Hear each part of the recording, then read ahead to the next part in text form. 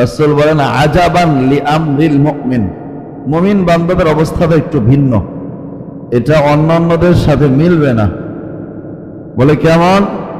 আল্লাহ যখন তাদেরকে নেয়ামত প্রাপ্ত করে, আল্লাহ যখন তাদেরকে নেয়ামত দেয়, নেয়ামত দিলে তারা আল্লাহ তাআলার শুকর আদায় করে, সুবহানাল্লাহ।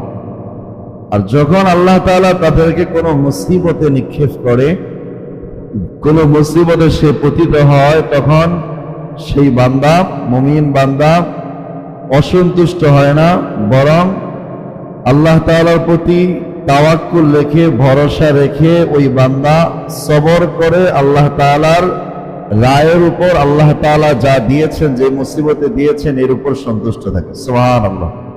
তাহলে মুমিনদের অবস্থাটা একটু কি ভিন্ন, বলেন কি ভিন্ন?